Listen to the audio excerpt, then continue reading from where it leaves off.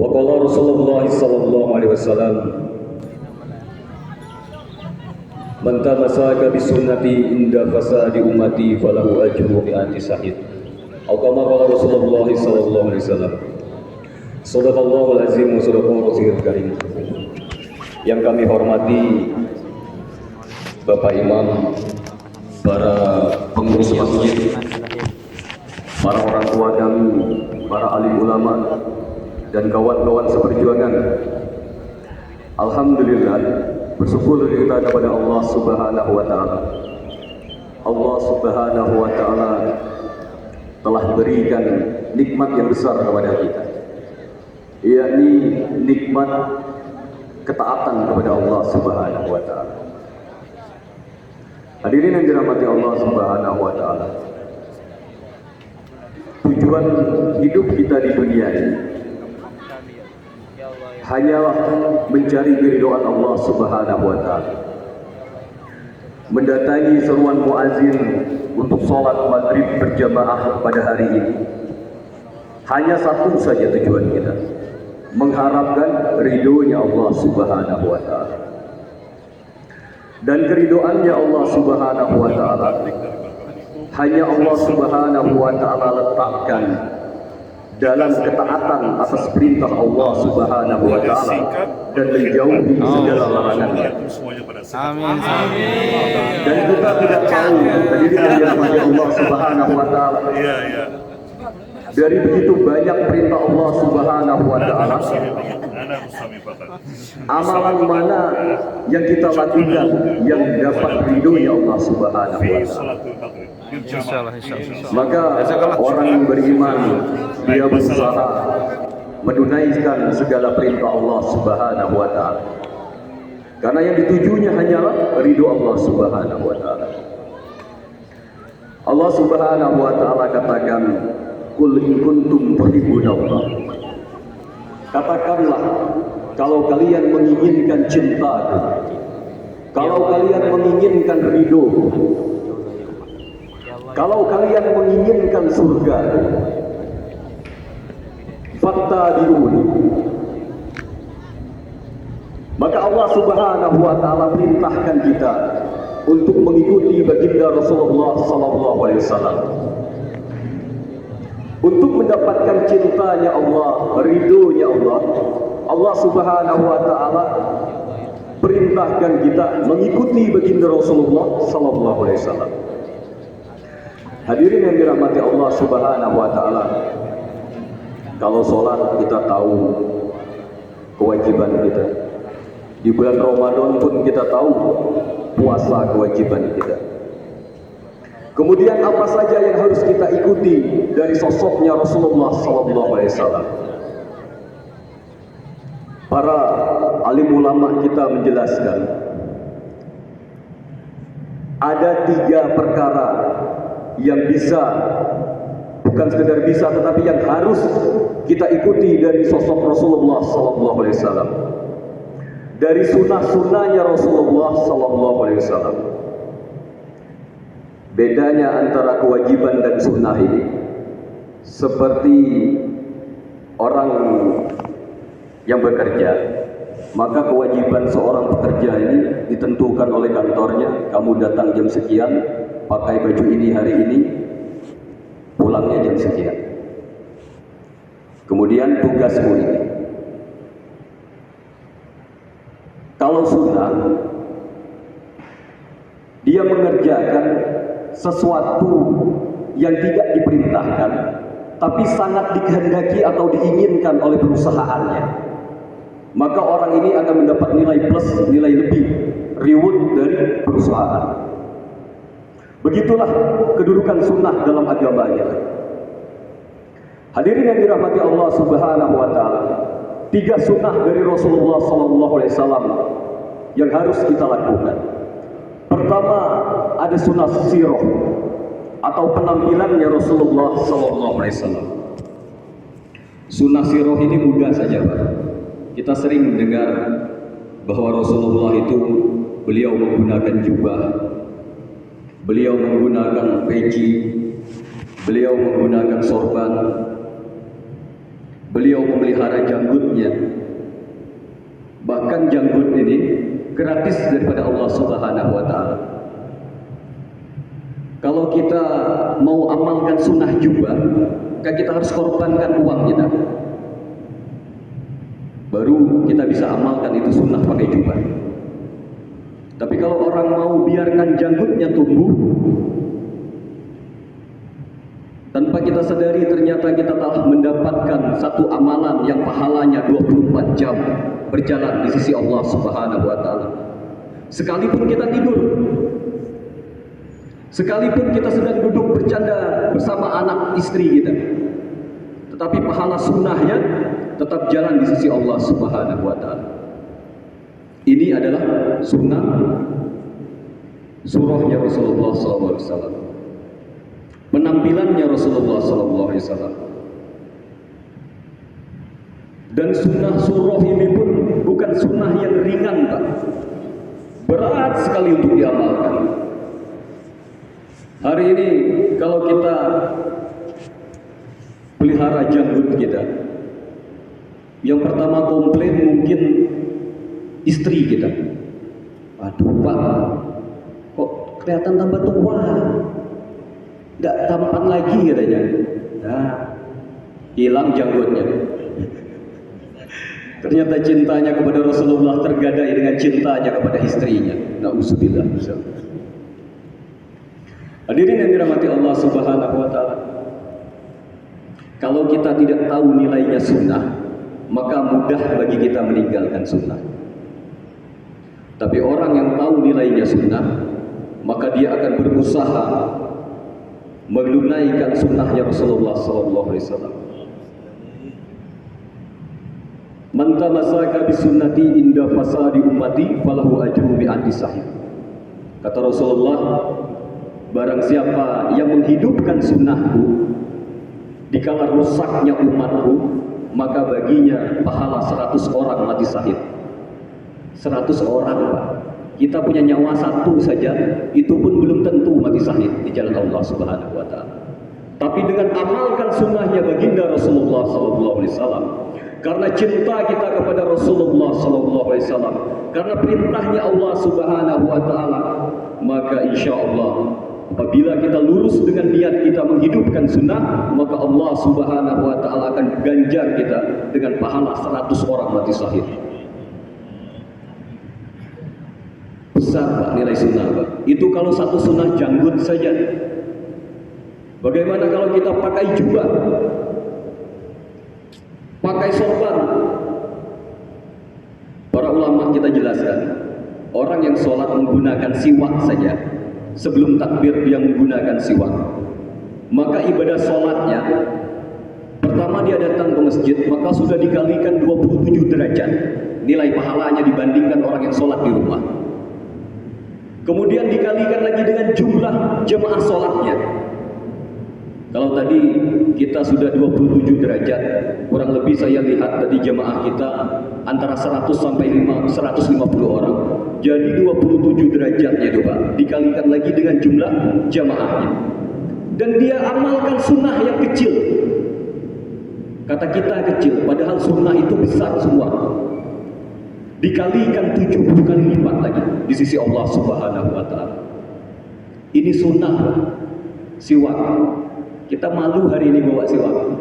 Kita kampungan, padahal masya Allah di sisi Allah Subhanahu wa taala ibadah kita yang tidak sempurna itu, asbab berjamaah diterima Allah, asbab sunnah dilipat gandakan 70 kali di sisi Allah Subhanahu wa taala. Kita ini Pak, kata Rasulullah, akan sampai nanti satu zaman, satu masa, yang mana ketika kalian sholat berjamaah, tidak ada satupun di antara kalian yang khusyuk sholatnya. Ada yang hari ini merasa sholatnya khusyuk, yakin sholatnya diterima? Zaman itu adalah zaman kita sekarang ini Pak. Tapi asbab berjamaah, Allah Subhanahu wa taala terima sholat kita yang tidak sempurna itu. Hadirin yang dirahmati Allah Subhanahu wa taala. Kemudian sunnah yang bisa kita amalkan dari Rasulullah SAW yang akan mendatangkan cintanya Allah Subhanahu wa taala kepada kita. Setelah surah yang kedua adalah sirah, cara hidupnya baginda Rasulullah SAW. Cara hidupnya Rasulullah SAW. Bagaimana Rasulullah ketika beliau hendak beranjak ke tempat istirahatnya, mau tidur, maka Rasulullah ini ambil wudhu dulu. Beliau sholat taubat, sholat hajat. Bahkan dalam satu riwayat Rasulullah sampaikan kepada para sahabatnya, kalau kita ini Pak mau sholat takut tidak terbangun sholat tahajud di malam hari, maka tunaikan sebelum tidur kita sama witirnya. Kalau takut tidak terbangun. Tapi kalau kita kuat sebagaimana sahabat Sayyidina Umar radhiyallahu anhu, maka dia tunaikan sholat tahajudnya setelah dia tertidur sesaat. Bersama witirnya dia kerjakan. Ini mudah saja Pak kita nih Pak. Pulang ke rumah udah capek, rasa-rasa tidak bangun saya ini. Padahal memang niat tidak bangun. Jadi tunaikan saja langsung ketika sampai di rumah. Ini umat akhir zaman ini banyak diskonnya, banyak kemudahannya. Tapi karena terlalu dimudahkan, umat ini manja. Manja sehingga dia anggap enteng, dia anggap kecil, dia anggap sunnahnya Rasulullah SAW ketinggalan zaman. Ini bodohnya kita hari ini, tidak tahu nilainya sunnah Rasulullah SAW. Kalau kita amalkan sunnah-sunnahnya Rasulullah SAW, contoh kecil yang jarang hari ini diamalkan orang, yakni makan menggunakan tangan kanan. Ini orang tahu semua Pak, makan menggunakan tangan kanan tahu. Tapi Rasulullah makan menggunakan tangan kanan dengan jarinya, bukan dengan sendok. Kita malu hari ini makan di restoran pakai sendok, kita malu pakai tangan kita. Dilihatin orang. Padahal kalau kita mau amalkan makan pakai jari, gini Pak, dari segi kesehatan kita pasti akan mendapatkan manfaatnya. Kalau sunnah sudah jelas pahalanya. Dari segi kesehatan, orang yang makan menggunakan tangannya, maka insya Allah dia tidak akan terkena sakit lambung. Kenapa? Karena tangan kita ini Pak, ada enzim. Kalau kita pegang tangan kita seperti lembab, ternyata itu adalah enzim untuk penghancur makanan. Maka dulu ketika kami masih kecil, orang tua kami sering katakan, jangan dipegang makanannya, nanti basi. Ternyata itu Pak, di tangan kita ini ada zat penghancur makanan. Sehingga apabila kita makan dengan cara Rasulullah menggunakan jari kita, lambung kita itu tidak capek untuk memproduksi makanannya, untuk menghancurkan makanannya, sehingga mudah lambung kita untuk menyerap sari-sari dari makanan itu. Ini dari segi kesehatan. Tapi kalau kita tunaikan sunnah makan menggunakan tangan dan jari ini karena sisi kesehatannya, maka kita tidak akan dapat pahala di sisi Allah Subhanahu wa taala. Orang iman itu sami'na wa ata'na. Saya dengar, saya taati. Tidak usah tanya untungnya apa. Pokoknya asal dari Rasulullah sudah kerjakan saja. Pasti ada manfaatnya. Itu yang suka nanya-nanya itu Bani Israel Pak. Disuruh sembelih sapi, dia tanya sapi laki-laki apa perempuan. Terus dia tanya lagi warnanya kayak mana. Dia tanya-tanya, itu orang Israel. Ini kita ini orang Indonesia insya Allah, bukan Bani Israel.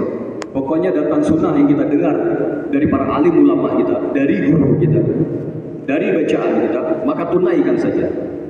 Pasti ada manfaatnya. Kalaupun kita tidak dapatkan manfaatnya di dunia, pasti dan pasti kita akan dapatkan manfaatnya di sisi Allah, di akhiratnya Allah Subhanahu wa taala. Hadirin yang dirahmati Allah Subhanahu wa taala, setelah dua sunnah ini ada sunnah satu lagi, yakni sariroh. Orang jarang mengamalkan yang ketiga ini Pak. Kalau yang pertama mudah saja, punya uang kita berangkat ke pasar beli jubah sudah amalkan sunnah. Kalau sirah ini cara hidup mudah saja, kita buka buku-buku itu kita hafalkan bacaan sunnah, cara masuk masjid sudah amalkan sunnah. Tetapi sariroh, risau fikirnya Rasulullah SAW tidak akan kita dapatkan di dalam buku, tidak akan kita dapatkan di dalam majelis ilmu.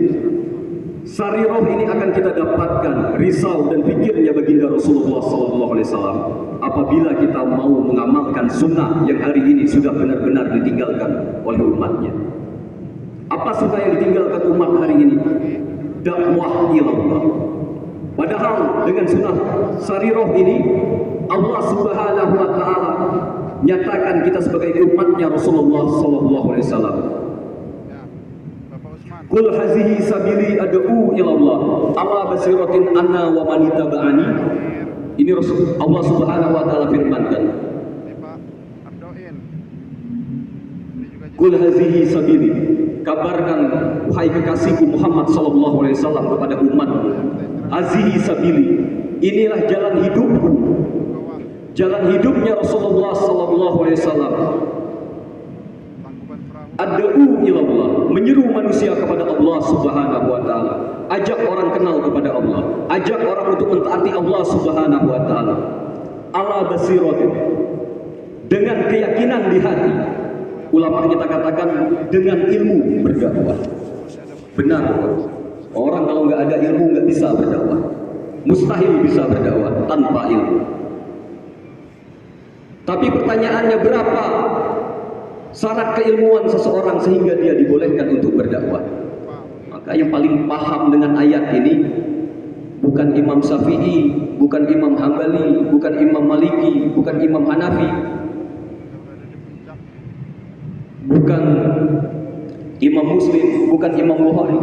Yang paling paham dengan ayat ini adalah baginda Rasulullah SAW. Maka Rasulullah sampaikan kepada kita umatnya, balighu anni walau ayat, sampaikan yang kamu ketahui walaupun hanya satu ayat saja. Satu ayat, Pak, kita dibolehkan untuk berdakwah. Kalau umatnya Nabi Isa itu harus hafal Injil dulu, Pak. Itu pun yang lulus 11 orang, nanti satu orangnya berkhianat kepadanya. Kita ini enggak harus hafal Al-Quran 30 juz dengan 114 suratnya, enggak harus hafal 1 juta hadis. Tapi Rasulullah katakan, satu saja yang kau dengar dariku, sampaikan. Kita sholat surat Al-Fatihah, rukun sholat kita itu aja sudah 7 ayat, Pak. 7. Itu sudah lebih dari cukup untuk mendakwah. Dakwah itu bukan mengajar. Dakwah itu mengajak. Mengajar tugasnya para alim ulama, para ustadz. Tetapi mengajak tugasnya umat Rasulullah SAW. Di dalam ayat ini Allah Subhanahu wa taala katakan, ini kerja ad'u ilallah ana wa man ittaba'ani. Ini kerja dakwah, kerja aku dan orang yang mengaku iman kepadaku. Itu, Pak. Jadi kita hari ini tinggalkan dakwah karena pemikiran kita, persepsi kita, dakwah itu tugasnya para alim ulama, dakwah itu tugasnya para ustadz. Padahal enggak. Dakwah itu sebagaimana perang. Kalau perang, terus yang turun ke medan perangnya jenderal saja, kira-kira menang apa kalah, Pak? Yang turun jenderal sudah tua-tua. Mana ada jenderal umur 20 tahun, 30 tahun. Jenderal itu di atas 40 tahun rata-rata. Kalau perang pasti kalah. Yang namanya perang itu, tukang masak dibawa, tukang urut dibawa, bawa semuanya. Tukang cuci pun kita bawa, Pak, kalau perang. Itulah dakwah. Siapa saja kita ajak untuk berdakwah, siapa saja boleh berdakwah. Sampaikan apa yang kamu ketahui walaupun satu ayat. Jangan ditambah, jangan dikurangi. Itu saja. Jangan ditambah, jangan dikurangi. Dakwah itu mudah, Pak. Bapak keluar dari rumah, berangkat ke masjid. Ketika ada tetangga kita, karib kita, kerabat kita, sahabat kita, dia lagi duduk-duduk, cukup katakan, ayo ke masjid, sudah. Itu pun sudah dakwah. Tidak usah pakai ayat, tidak usah pakai hadis. Cukup katakan, ayo ke masjid. Itu pun sudah dakwah. Kalau masih kepanjangan, bisa dikurangi lagi. Saya ke masjid dulu ya. Itu pun dakwah. Mengingatkan orang kepada Allah, itulah dakwah. Apapun caranya. Mudah, Pak, dakwah, Pak. Tapi karena begitu mudahnya, kita ini tidak berani. Saking mudahnya, tapi buktinya tidak berani. Padahal mudah, tapi tidak berani. Kenapa? Karena kita tidak mencoba. Kita tidak mau memulai. Kita ditipu iblis bersama pasukannya. Jangan dakwah, jangan dakwah. Dalam muzakarah ilmu yang saya dapat, iblis itu Pak, cara dia menipu orang-orang beriman. Setelah orang itu amalkan agama dan hidupkan sunnah, maka iblis bisikkan kepada orang ini, jangan ajak orang lain, cukup kamu saja. Yang penting kan kamu sudah ibadah, yang penting kamu sudah amalkan sunnah, sudah kamu saja. Ada satu sunnah yang besar bagi umatnya Rasulullah SAW, dan tidak akan kita dapatkan kecuali di dalam dakwah. Bapak tidak akan dapatkan sunnah ini kecuali Bapak berdakwah. Apa sunnahnya? Bapak dikatakan gila. Kalau Bapak cuma bolak-balik ke masjid sholat, orang akan katakan Bapak itu ahli ibadah. Kalau Bapak setelah sholat tidak pulang, zikir, wirid, orang katakan Bapak ini ahli zikir, ahli thariqat. Bapak sering menghadiri majelis ilmu, bahkan Bapak menyampaikan ilmu, orang-orang akan katakan Bapak ini seorang yang alim, orang yang berilmu. Tapi kalau Bapak datang ketuk-ketuk rumah orang, itu baru Bapak akan dikatakan gila. Rasulullah itu sebelum diangkat Nabi, gelarnya Al-Amin, orang yang dipercaya. Tapi setelah dia dakwah, dikatakan orang majnun, gila. Sudah kita rasakan itu. Berarti belum sempurna kita amalkan sunnah, Pak. Kita mengaku cinta Rasulullah, menginginkan ridhonya Allah Subhanahu wa Ta'ala. Padahal dalam ayat tadi Allah katakan, kalau kamu mau cinta kepada aku, kalau kamu ingin ridhoku, ikuti kekasihku Muhammad sallallahu alaihi wasallam. Maka 3 perkara yang harus kita ikuti dari Rasulullah sallallahu alaihi wasallam. Pertama, surah, cara berpenampilannya Rasulullah sallallahu alaihi wasallam. Kemudian sirah, cara hidupnya Rasulullah sallallahu alaihi wasallam. Dan yang ketiga, sarirah, pisau pikirnya Rasulullah sallallahu alaihi wasallam. Rasulullah itu tidak ada fikir lain, Pak, kecuali satu saja pikirnya. Bagaimana agar umat manusia ini semuanya masuk ke dalam surga Allah Subhanahu wa Ta'ala. Rasulullah ketika meninggal dunia, sering kita dengarkan dari guru-guru kita, Rasulullah tidak mengucapkan kalimat tauhid. Padahal dalam satu hadis Rasulullah katakan, man mata akhiru kalami la ilaha illallah dakhalal jannah. Barang siapa meninggal dunia, di akhir kalamnya mampu mengucapkan la ilaha illallah, dia pasti masuk surga. Tetapi Rasulullah apa yang diucapkannya ketika akan menjelang meninggalnya? Rasulullah katakan ummati, ummati, ummati. Rasulullah katakan umatku, umatku, umatku. Itu risaunya Rasulullah SAW. Kita lihat keadaan umat hari ini. Kita jauh dari masjid, kita jauh dari para alim ulama kita, sehingga kita tidak tahu ini agama. Kita amalkan agama sesuai nafsu kita saja. Kita malas menuntut ilmu, kita malu menghidupkan sunnah Rasulullah SAW. Garis besarnya Rasulullah SAW mengkhawatirkan keadaan umatnya. Kemudian Rasulullah SAW tekankan lagi, Anisa, Anisa, Anisa. Kaum perempuan kita hari ini, mereka berpakaian tetapi seperti telanjang. Rasulullah katakan tidak akan datang hari kiamat sebelum kalian melihat wanita-wanita kalian berpakaian tetapi mereka seperti orang yang telanjang. Dia tutupi tubuhnya tetapi bentuknya kelihatan nampak dengan jelas. Itulah makna daripada hadis ini. Rasulullah perintahkan kita lihat umatnya secara keseluruhan, kemudian khususnya kaum wanita. Kenapa kaum wanita? Karena kaum wanita mereka yang akan melahirkan generasi-generasi penerus kita. Kalau satu negara wanitanya rusak, maka pasti generasi selanjutnya akan lebih rusak lagi. Makanya Rasulullah ingatkan kita, ajarkan istri kita agama, karena melalui istri kita, anak kita akan mendapat ilmu agama. Kemudian yang ketiga Rasulullah sampaikan ketika menjelang akhir hayatnya, as-sholat, as-sholat, as-sholat. Hari ini bukan di Masjid Al-Jihad saja, di semua masjid di Indonesia, bahkan bukan di Indonesia, di seluruh belahan dunia. Umat Islam itu ramainya cuma 2 hari saja, Pak. Kalau tidak Idul Fitri, Idul Adha. Selain itu sepi masjid kita. Hari Jumat tidak sebanyak hari raya. Kita ingin agama ini kuat, kita ingin agama Islam ini dihargai, dihormati, disegani. Rasulullah katakan syaratnya, orang Nasrani dan Yahudi tidak akan takut, tidak akan gentar kepada kalian sebelum sholat subuh kalian, sebagaimana sholat Jumat. Jadi kita ini akan dipermain-mainkan bersama orang-orang Yahudi, Nasrani, Zionis. Kenapa?